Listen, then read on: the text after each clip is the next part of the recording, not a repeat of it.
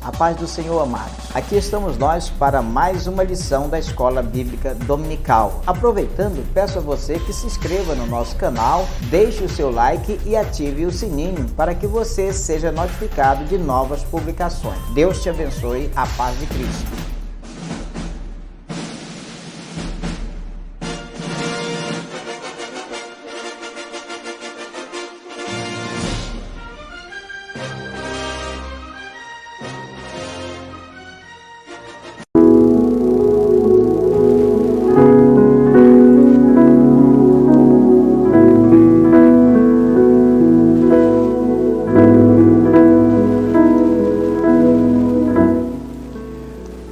Bom dia, meu amado, que a graça e a paz do nosso Senhor, do nosso Salvador Jesus Cristo esteja no seu, no meu, nos nossos corações. Muito bom dia, estamos chegando com mais uma Escola Bíblica Dominical, nesta manhã abençoada de domingo. Nós louvamos ao Senhor por este dia, por esta bênção, por esta dádiva de Deus, de podermos estar aqui em mais um domingo para estudarmos a santa e gloriosa Palavra de Deus. Olha, muito obrigado por você estar conosco nesta manhã. Você que está no nosso canal no YouTube, quero agradecer, quero pedir para você me ajudar, se inscrevendo no canal e também deixando aí o seu like, também ativando o sininho, para que você possa ser notificado nas próximas publicações, tá? Então, meu amado, nós louvamos ao Senhor pela bênção de Deus, por mais este domingo e por podermos estudar a sua santa e gloriosa palavra, tá? A lição de hoje traz o tema Sendo Verdadeiros. É a lição de número 8, do dia 22 de maio de 2022. Sendo verdadeiros. Olha, o que mais nós procuramos nas pessoas é a verdade, né? Desejamos que as pessoas sejam verdadeiras conosco, no falar, no tratar, nos negócios. Precisamos sim que as pessoas sejam verdadeiras no relacionamento, E assim precisamos realmente olhar nos olhos das pessoas e ver a verdade, tá? O texto áureo da lição está em Salmo 32, versículo 2, que diz assim: Bem-aventurado o homem a quem o Senhor não imputa maldade e cujo espírito não há engano. A verdade prática da nossa lição é a seguinte: Jesus chamou de hipócritas as pessoas que praticam boas ações, não por compaixão ou por bons motivos, mas para obterem glória. Então, Jesus chamou essas pessoas de hipócritas por causa de uma prática não com compaixão das pessoas, mas para serem vistos, para serem glorificados, não é verdade? O nosso texto bíblico da classe está em Mateus, no capítulo 6, versículos 1 ao versículo 4, que diz assim: Guardai-vos de fazer a vossa esmola diante dos homens, para serem vistos por eles. Aliás, não tereis galardão junto de vosso Pai que está nos céus. Quando, pois, deres esmola, não faças tocar trombeta diante de ti, como fazem os hipócritas nas sinagogas e nas ruas, para serem glorificados pelos homens. Em verdade vos digo que já receberam o seu galardão. Mas quando tu deres esmolas, não saiba a tua mão esquerda o que fez a tua direita, para que a tua esmola seja dada ocultamente, e teu Pai, que vê em secreto, te recompensará publicamente. Amém? Oremos ao Senhor. Querido Deus e nosso Pai, somos gratos a Ti, Senhor, por esta manhã abençoada, por estarmos juntos aqui, meu Deus, na rádio, na TV, no YouTube, estudando a Tua palavra. Glorifico o Teu nome, Senhor, pelo privilégio que nós temos de estudar a palavra e pedimos que o Senhor venha, meu Deus, abrir a nossa mente para que possamos receber esta palavra, meu Deus, com discernimento, que possamos crescer, possamos amadurecer, meu Deus, na vida cristã. Pai, abençoa-nos aqui, em nome de Jesus. Amém e amém. Louvado seja o nome do Senhor nosso Deus. Olha, amados, o que está por trás dos nossos atos? Então começamos aqui com esta pergunta: o que está por trás dos nossos atos? Qual é a verdadeira motivação do nosso coração? Essas são as perguntas que a lição de hoje busca responder. O coração do seguidor de Jesus tem de estar sempre com a verdade. A nossa motivação tem de ser sempre a melhor, nobre e sincera do reino de Deus.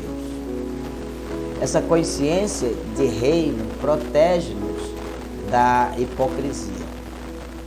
Queridos, a lição de hoje tem como objetivo contrastar o ato de dar esmolas com hipocrisia, como também colaborar no auxílio ao próximo sem alarde, sem propaganda, né?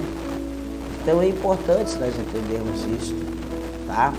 E concluir que Deus contempla a pessoa que realiza o bem, tá? Então, o que está por trás dos nossos atos? Não é verdade? Queridos, o ensinamento de Jesus no Sermão do Monte tem o objetivo de fazer com que nós sejamos seguidores de Cristo comprometidos com os valores do reino de Deus. Uma consequência de quem vive esses valores é buscar ser aprovado por Deus e não aplaudido pelos homens, além de vigiar contra a hipocrisia, tá? O Senhor Jesus, aqui em Lucas, no capítulo 12, versículo 1, o Senhor Jesus, ele diz o seguinte: ajuntando-se, entretanto, diz aqui a palavra, ajuntando-se, entretanto, milhares de pessoas, de sorte que se atropelavam uns aos outros, começou a dizer aos seus discípulos: acautelai-vos primeiramente do fermento dos fariseus, que é a hipocrisia. Então, nós precisamos ser vigilantes com relação à hipocrisia. E na lição de hoje nós veremos que Deus condena a hipocrisia de pessoas que praticavam boas ações, não por serem pessoas misericordiosas, pessoas cheias de compaixão ou outros bons motivos, mas sim para obter glória diante dos homens, para ser visto pelos homens, ser elogiado por aquilo que estavam fazendo. Então a nossa lição ela está dividida, queridos, em 3 pontos importantes, tá?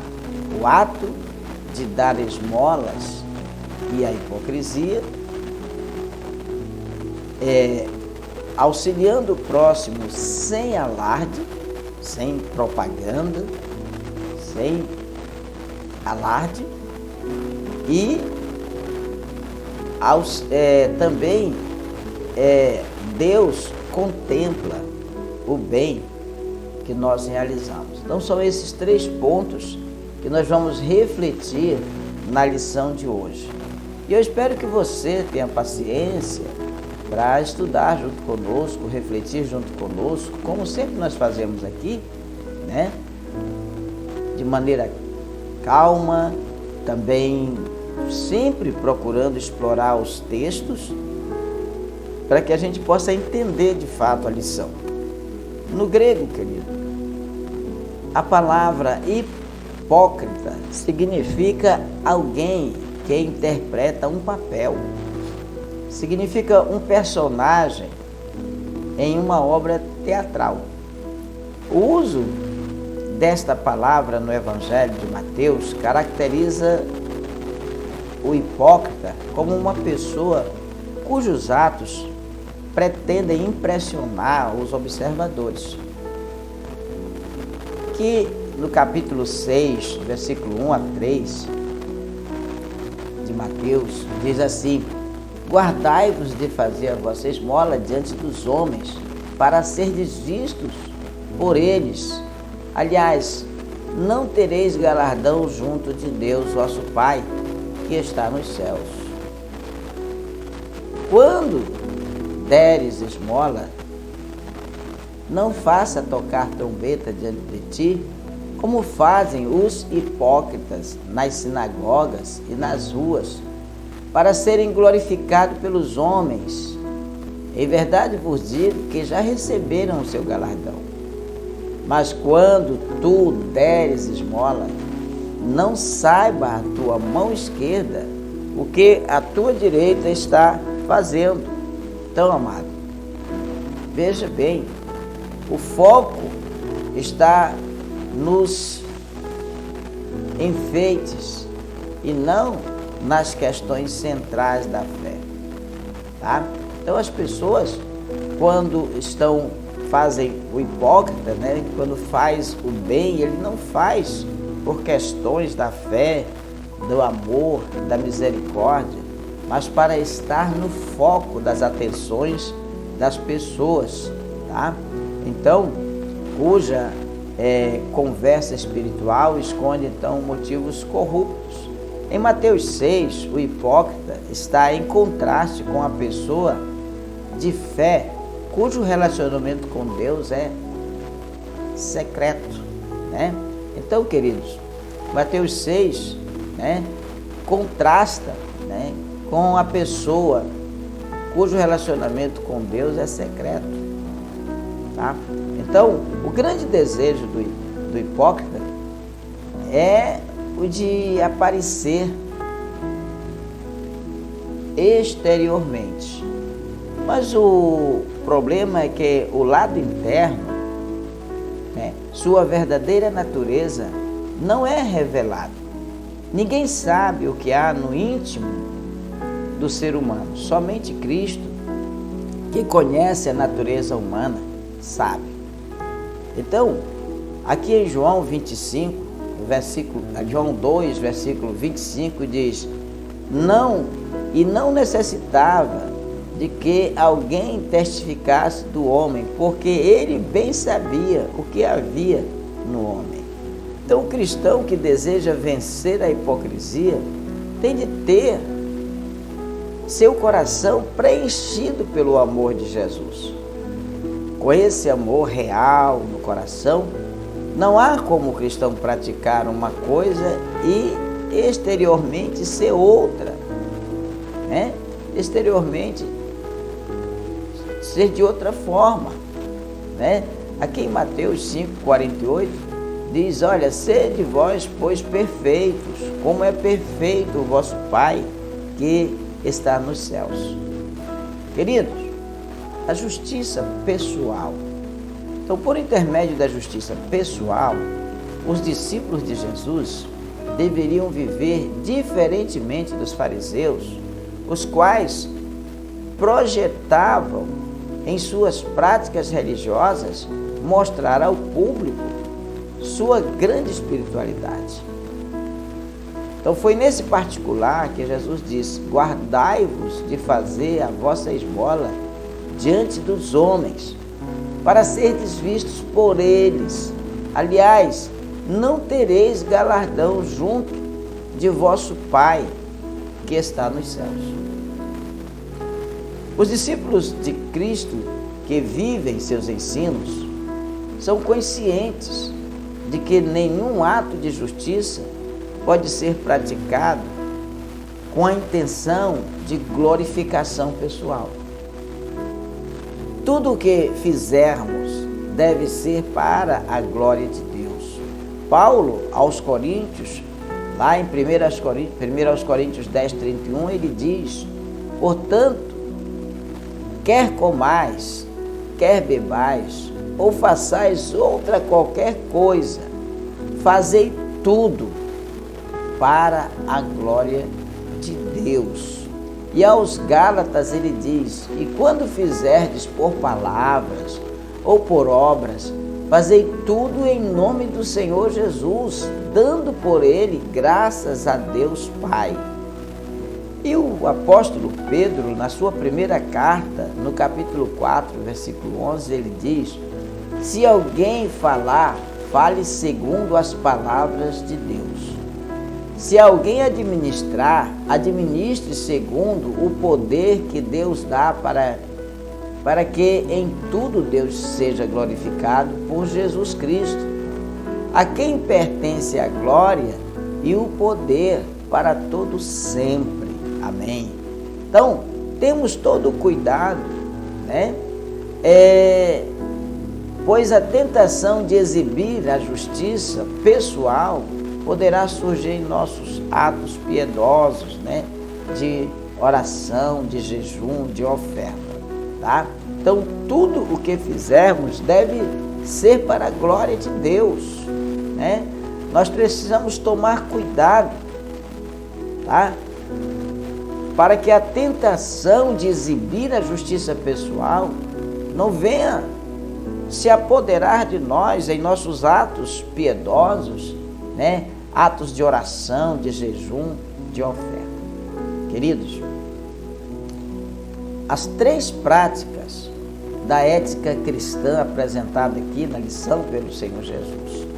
O apóstolo Tiago falou que a religião verdadeira tem como marca o serviço ao próximo, que também é um culto a Deus. Aqui em Tiago, no capítulo 1, no versículo 27, o apóstolo diz o seguinte: a religião pura e imaculada para com Deus, o Pai, é esta: visitar os órfãos e as viúvas nas suas tribulações e guardar da corrupção do mundo, tá? E guardar-se da corrupção do mundo, tá? Então a religião pura, a religião imaculada para com Deus, nosso Pai, é esta: visitar os órfãos, as viúvas nas suas tribulações e nos guardar da corrupção do mundo. Jesus deixa claro que nesse serviço cristão não podem faltar a oferta, a oração e o jejum. Porém, no seu ensino, o propósito desses serviços piedosos não poderia ser deturpado, como fizeram os escribas, como fizeram os fariseus. Interessante observar que as 3 práticas da ética do serviço cristão envolvem nossos bens, nosso espírito e o nosso corpo. Envolve os nossos bens como? Com relação às ofertas, o nosso espírito com relação à oração, o nosso corpo com relação ao jejum. E são direcionados a Deus, ao próximo e a nós mesmos, né? Então, o ensino, né, do Senhor Jesus realmente o propósito desse ensino piedoso não poderia ser deturpado, né? Como os escribas, como os fariseus fazem. E o que nós vemos aqui de interessante é que as 3 práticas da ética do serviço cristão envolvem, né, nossos bens, envolve o nosso espírito e envolve o nosso corpo. Queridos,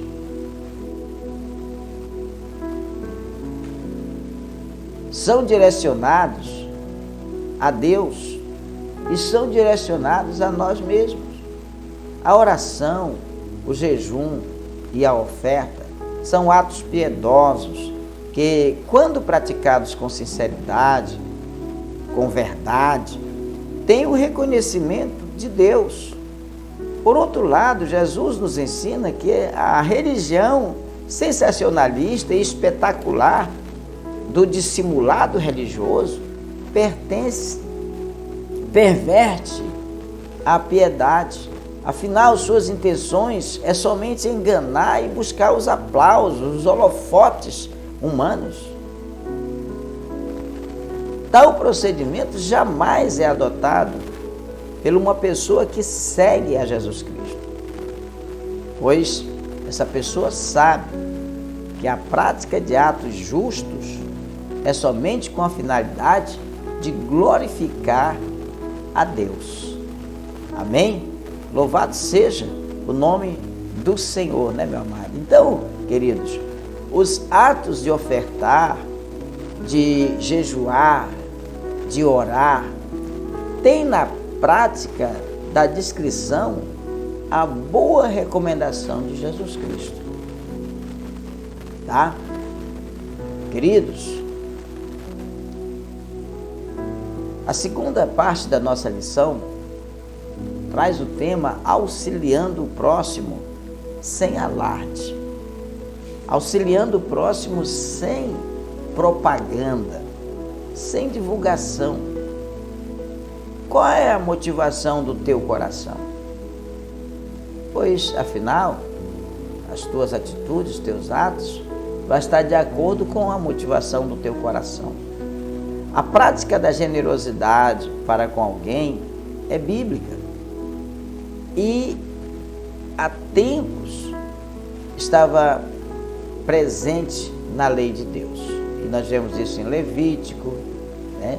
Nós vemos isso em Jeremias, em Amós, em Daniel, em Lucas, em João, em Gálatas.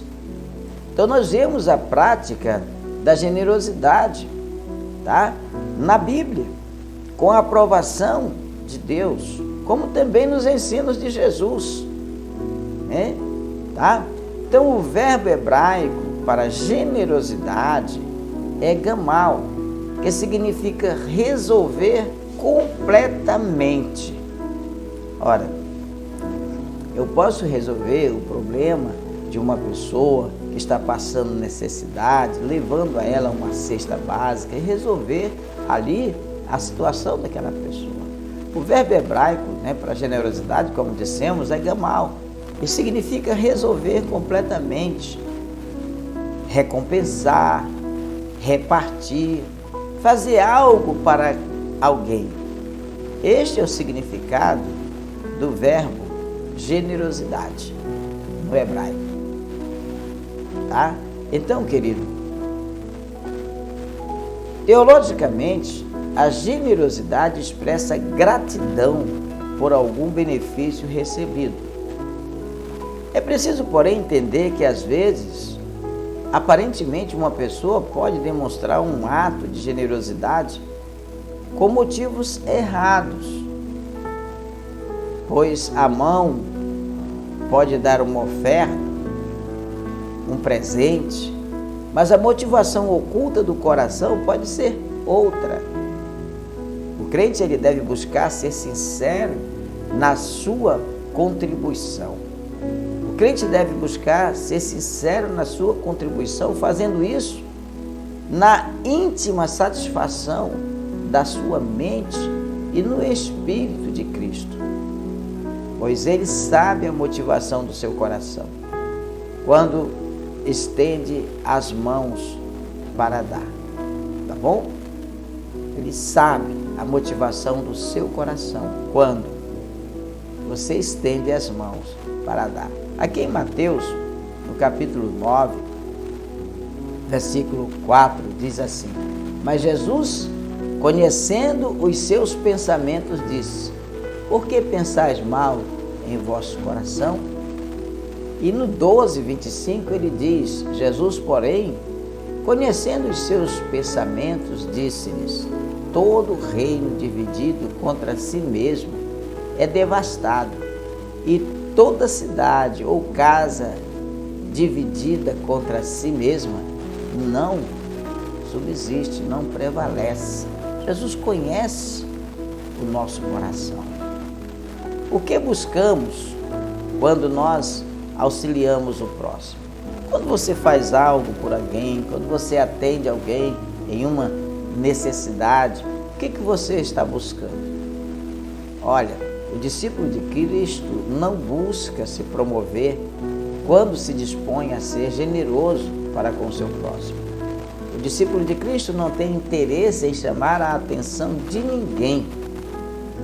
Todavia, a sua beneficência, a sua generosidade são atos piedosos, atos praticados como parte essenciais da religião pura para com Deus, que é cuidar dos órfãos e das viúvas.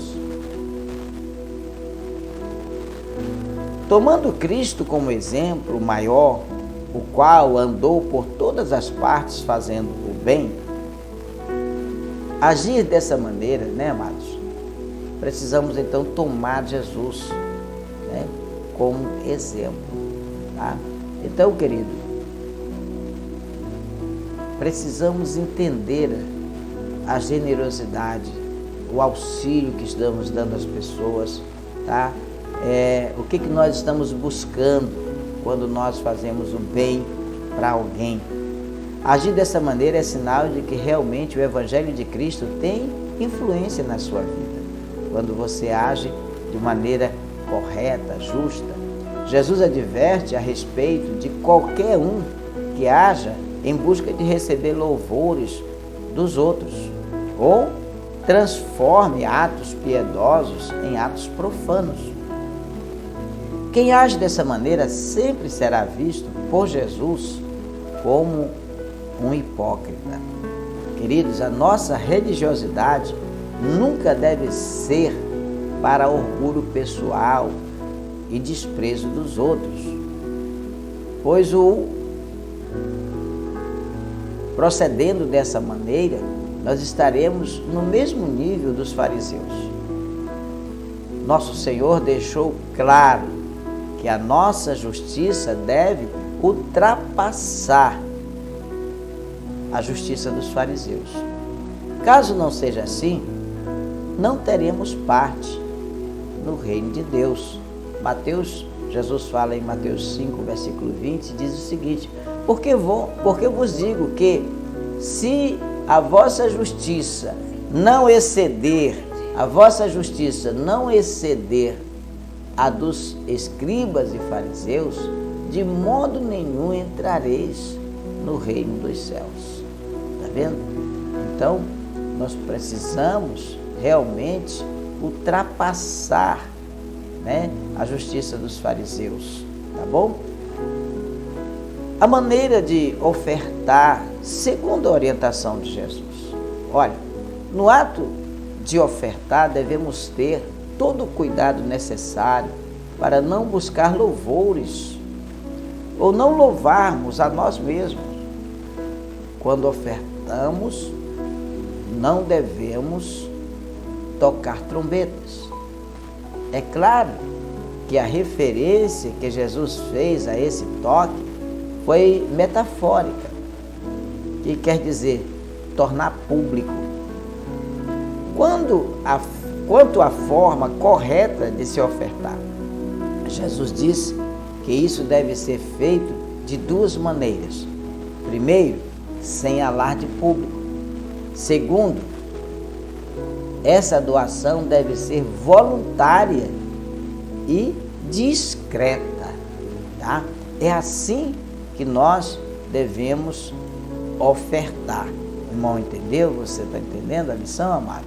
Então, querido, o Sermão do Monte nos estimula a estar plenamente consciente a respeito da motivação do coração no ato de ajudar o próximo. Tá bom?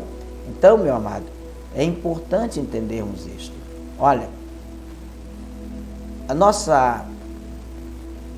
nosso terceiro ponto da nossa lição, o tema é Deus contempla o bem que realizamos. Deus contempla o bem que realizamos. O que Deus, ou melhor, o Deus que tudo vê, um dos atributos divinos de Deus é a onisciência. Tá? Deus, ele tem consciência de tudo. Deus, ele é descrito nas páginas das Sagradas Escrituras como aquele que tudo vê. Para ele não existe surpresa, para ele não existe desconhecido. Aqui em Gênesis, no capítulo 14, se você ler este capítulo, né, vamos ler aqui o versículo 1 apenas, né, que diz assim: e aconteceu nos dias de Anafel, rei de Sinai, Antioque, rei de Alazar, Kedoriamer, rei de Elão, e Tidal, rei de Goim, que estes fizeram guerra a Bera, rei de Sodoma, a Birsa, rei de Gomorra. E então ele vai, todo esse texto do capítulo de Gênesis, capítulo 14, né, vem trazendo descrições aqui, né, e Deus tem conhecimento de todas estas coisas, tá? De tudo que acontece conosco, ele vê tudo. Então, nada pode escapar à onisciência de Deus. Nada, nada mesmo, tá? Aqui em Gênesis 16, 13, diz assim: e ela chamou o nome do Senhor, que com ela falava: tu és Deus da vista, porque disse: não olhei eu também para aquele que me vê. Então Deus, meu amado, é aquele que tudo vê, tá? É aquele que tudo vê, tá?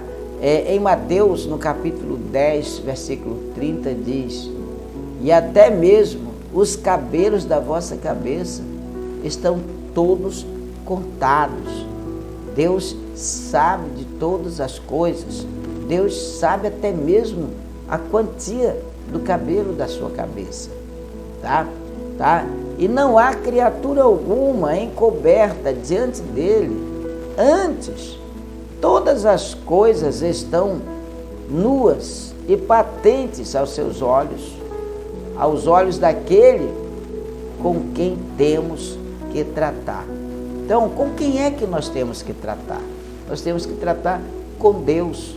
E aqui a carta aos Hebreus, o autor desta carta, ele diz que todas as coisas estão nuas, quer dizer, estão transparentes e estão patentes aos olhos daquele com quem nós temos que tratar. E o nosso assunto é com Deus, amados, tá? É com Deus. Em João, no capítulo 21, versículo 17, diz assim: disse-lhe terceira vez Simão, filho de Jonas, amas-me? Simão entristeceu-se por lhe ter dito terceira vez: ama-me? E disse-lhe: Senhor, tu sabes tudo, tu sabes que eu te amo. Jesus disse-lhe: apacenta as minhas ovelhas. Olha o que Simão, o que Pedro falou aqui para Jesus: Senhor, tu sabes tudo. Então, Deus tudo vê. Esse é um dos atributos divinos de Deus. Seria triste demais para nós servirmos a um Deus que não tem o controle das coisas, nem sabe o que vai acontecer, não é verdade? Mas o nosso Deus, Criador dos céus e da terra, Ele vê tudo, tudo, tá? O que nos dá segurança é que até aquilo que nós vamos pedir, Ele já sabe. Então Deus, Ele vê tudo, Ele sabe tudo. Até o que nós vamos pedir a Ele, Deus já sabe que nós vamos pedir. Mas é preciso pedir. Nosso pai, a nossa mãe, ele sabe que nós precisamos de uma roupa nova, ele sabe que nós precisamos de um calçado novo, ele sabe que nós temos necessidades, mas nós precisamos pedir, não é verdade? Olha, meu pai, minha sandália quebrou, meu sapato furou, meu sapato descolou, eu estou com pouca roupa, eu estou precisando de uma camisa. Nós temos que pedir, precisamos pedir. E Deus, Ele sabe das nossas necessidades, mas nós precisamos pedir, tá? Então aqui em Mateus, no capítulo 6, versículo 8, ele diz: não vos assemelheis, pois, a eles, porque vosso Pai sabe o que vos é necessário antes de vos pedirdes. Então, isso é que nos dá segurança, que o nosso Pai Celestial, Ele sabe, antes da gente pedir, Ele já sabe das nossas necessidades, tá?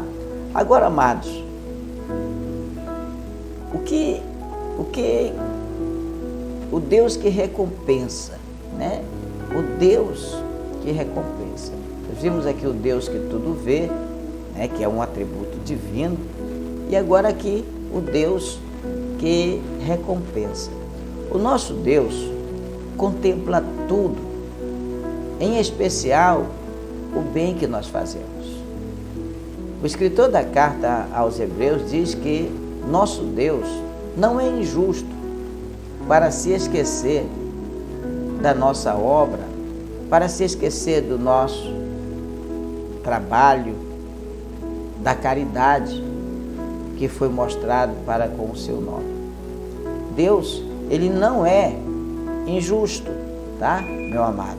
Ele diz bem claramente, né, que o nosso Deus não é injusto para esquecer, né, daquilo que fazemos, tá, com relação à obra, com relação ao próximo, né, com relação à caridade, tá, e etc. Aqui em Hebreus, no capítulo 6, no versículo 10, diz: porque Deus não é injusto para se esquecer da vossa obra e do trabalho, da caridade, que para com o seu nome mostraste enquanto servistes aos santos e ainda servis. E aqui em Mateus, no 10, 42, diz: e qualquer que tiver dado, só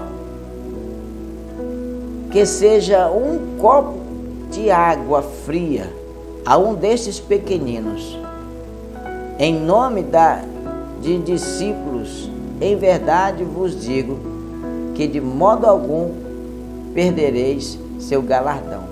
De modo algum deixareis de ser recompensados. Tá, meu amado? De modo algum deixareis de ser recompensado. Em João 13, 20, ele diz: na verdade vos digo que se alguém receber o que eu enviar, me recebe a mim. E quem me recebe a mim, recebe aquele que me enviou. Então, queridos, tá? Como é aqui que nós entendemos, tá? Quando os homens aplaudem qualquer ação feita por outro homem, eles não reconhecem a causa, o motivo. Pelo contrário, vê o que está no coração, tá? Veja bem aqui, tá? Deus, ele não é injusto para se esquecer da nossa obra, né? e esquecer do trabalho, da caridade que foi mostrado para com o seu nome. Então já quando os homens aplaudem qualquer ação feita por outros homens, eles não conhecem a causa, não conhecem o motivo que os impeliu a esta ação, porque eles veem somente aquilo que lhe foi manifestado exteriormente. O nosso Senhor, o nosso Deus, é o contrário. Deus, ele não vê apenas o exterior, ele vê o interior, ele vê o que está no coração. Samuel, 1 Samuel, fala sobre essa situação. Nós não necessitamos, e Deus não necessita de qualquer amostra exterior para chamar a sua atenção, Então, amados, é importante que nós entendamos a lição de hoje. Deus, ele contempla o bem que realizamos. O que é contemplar? É retribuir, é recompensar, é premiar,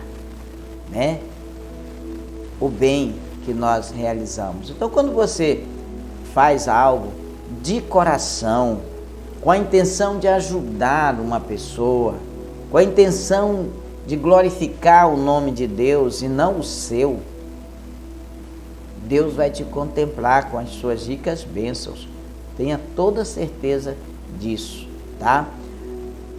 Deus não necessita de qualquer amostra exterior, qualquer propaganda, divulgação, porque Deus, ele conhece o nosso coração, tá? Eu não preciso saltar, pular e dizer, olha Deus, eu fiz isso, olha Deus, eu fiz aquilo, Porque Deus conhece, antes mesmo de eu estender a mão para ofertar, Deus conhece, sabe que eu iria fazer aquilo.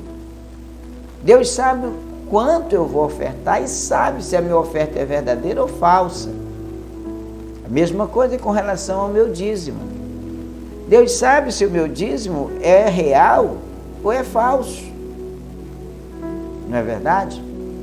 Aqui em Mateus 6, versículo 4 diz: para que a tua esmola seja dada ocultamente, teu Pai que vê em secreto te recompensará publicamente. Então você faz de maneira singela, amorosa, secreta, e o Senhor que vê em secreto vai te recompensar. Pode ter certeza dessa palavra de Deus no teu coração. Aqui em Mateus 6, 18 diz: para não pareceres aos homens que jejuas, mas sim a teu Pai que está oculto, e teu Pai que vê o que está oculto te recompensará. Não adianta eu me pintar de triste, irmão, mas porque você não, mas porque eu tô com um propósito.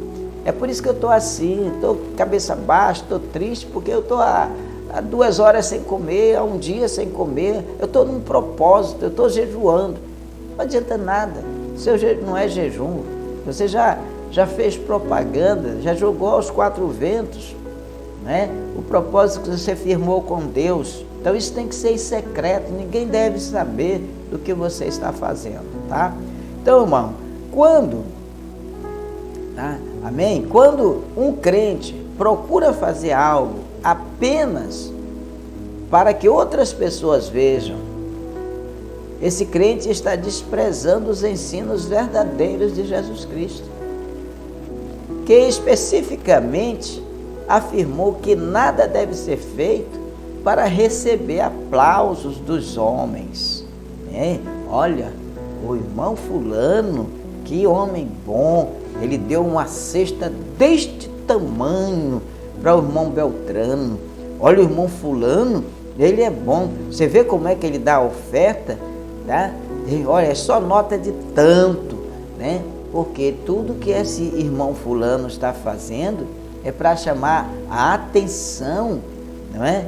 das pessoas, chamar a atenção dos demais irmãos, né? Então, quando um crente procura fazer algo apenas para que outras pessoas vejam, esse crente está desprezando os ensinos do Senhor Jesus Cristo, que especificamente afirmou que nada deve ser feito para receber aplausos dos homens. Ademais, ainda age como se Deus não estivesse atento a tudo o que Ele faz. Não esqueça que Deus está atento a tudo que nós fazemos. Os verdadeiros servos do Senhor são conscientes de que quem recompensa é Deus. Por isso, os verdadeiros servos do Senhor praticam suas obras no anonimato, em secreto, por amor ao Pai e por sempre quererem agradar ao nosso Pai Celestial. E Ele, o nosso Pai Celestial, que vê em secreto, é quem vai nos recompensar. O salvo em Jesus, amados, deve lembrar de que Deus irá recompensar cada um segundo o seu procedimento. Portanto, é sempre bom fazer o bem. É sempre bom fazer o bem. Aqui em Provérbios 3, 27 diz: não detenhas dos seus donos o bem, estando na tua mão. Pode fazer. Não detenhas dos seus donos o bem, estando na tua mão, poder fazê-los.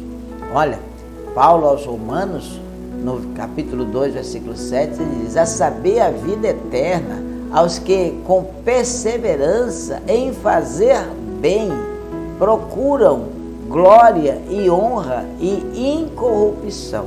Queridos, devemos lembrar de que aquele que sabe fazer o bem e não o faz, está pecando.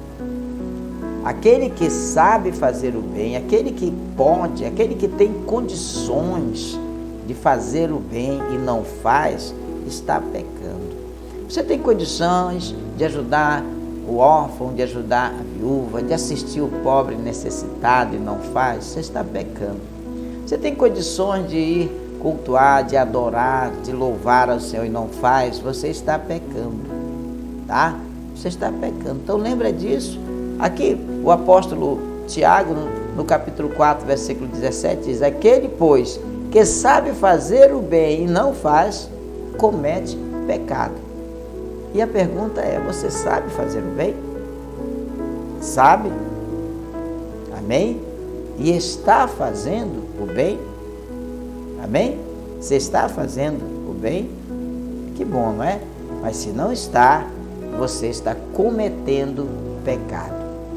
As palavras dos seguidores de Jesus devem apresentar retidão e honestidade. Queridos, para concluir a lição,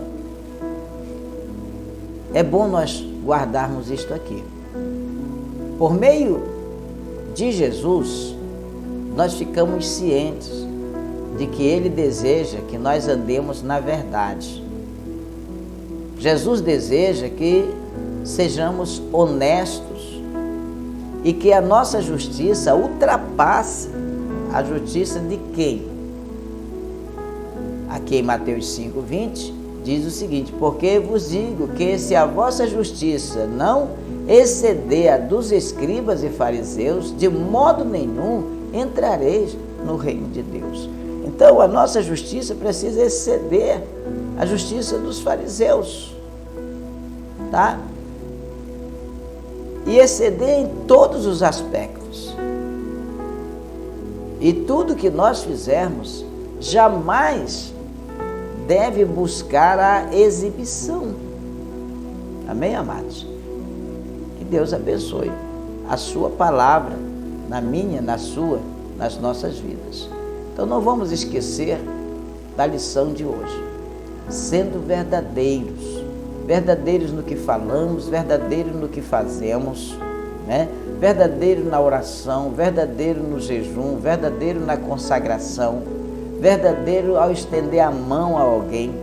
Sejamos verdadeiros no nosso falar, que sejamos de fato sim, sim, não, não, porque o que passar disso é do maligno.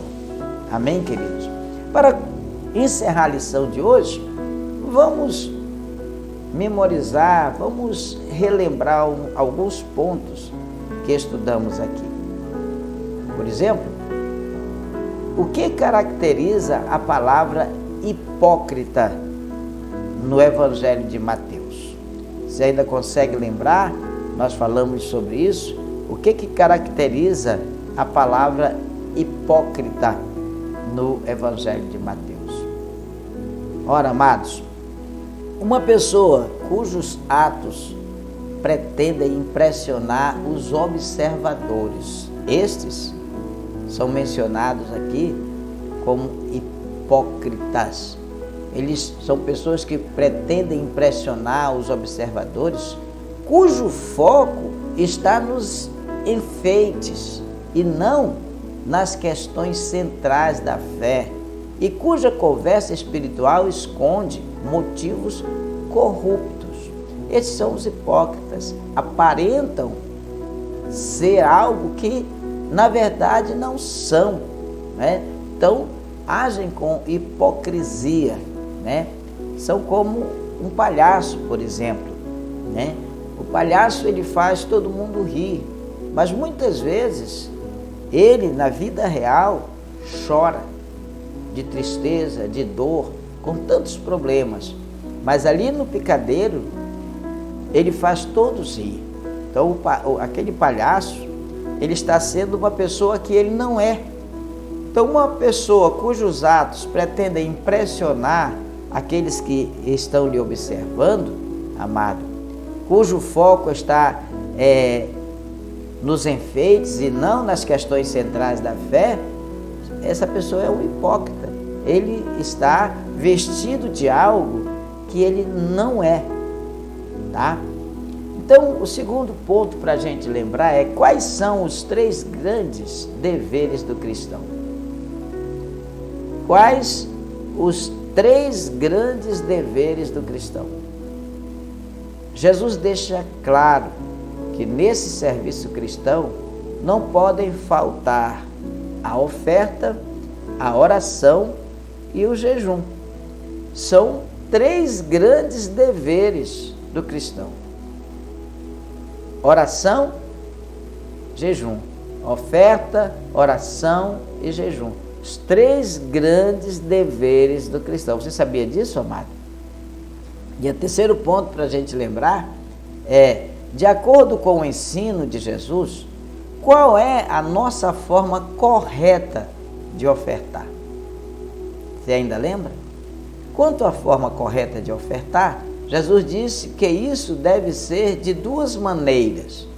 Primeiro, sem alarde público. Segundo, essa doação deve ser voluntária e discreta, tá? Quarto ponto, quais são as partes essenciais da religião pura para com Deus? Quais as partes essenciais da religião pura para com Deus? Lembra ainda? É o quê? A beneficência, generosidade. Beneficência e generosidade são atos piedosos, praticados como parte essencial da religião pura para com Deus, que é o quê?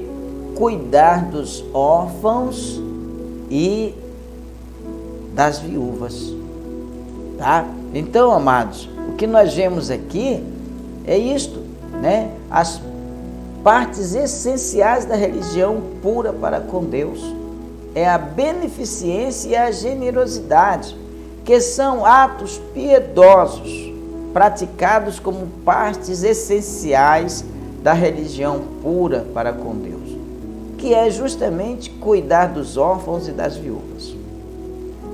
E Quinto ponto para lembrarmos é qual atributo divino foi destacado na lição de hoje. Na lição de hoje destacou um dos atributos de Deus, você lembra? Pois bem, a onisciência. Então a lição de hoje nos chama a atenção para a onisciência de Deus. Isto significa que Deus ele tem ciência, ele sabe de tudo, ele vê tudo. Então ele tem ciência, ele tem conhecimento do que se passa no meu coração. Ele sabe se a minha oferta é santa, é verdadeira ou não. Ele sabe se o meu propósito em ofertar ou o meu propósito em ajudar alguém é para a glória de Deus ou é para que as pessoas vejam a minha atitude e me glorifiquem e me exaltem por aquela atitude. Então é importante que eu entenda, tá? Deus, ele tem consciência, ele tem conhecimento, ele é ciente de tudo. Antes mesmo de eu praticar, de eu falar, o Senhor já tem consciência do que vai sair da minha boca. Tá certo, meu amado? Então, queridos, Deus, o Senhor, ele nos abençoe. Ele nos dê suas bênçãos e que a nossa mente e o nosso coração possam receber, que essa palavra, esse ensinamento possa calar e encontrar guarida no nosso coração e nós possamos ter atitudes segundo o coração de Deus, segundo os ensinamentos do Senhor Jesus, e possamos ser verdadeiramente amorosos e que jamais falte na nossa vida, meu querido, esses pontos importantes da lição de hoje, né? Tá? As partes realmente essenciais, né, da religião pura: beneficência e generosidade, tá bom, meu amado? E não vamos esquecer os três grandes deveres do cristão, tá? Que é ofertar, orar e jejuar. Deus te abençoe. Deus te dê um domingo de bênção, de graça. Deus te dê um domingo com muita paz, junto com a sua família. Você possa desfrutar desse presente de Deus, que é o dia de hoje, tá?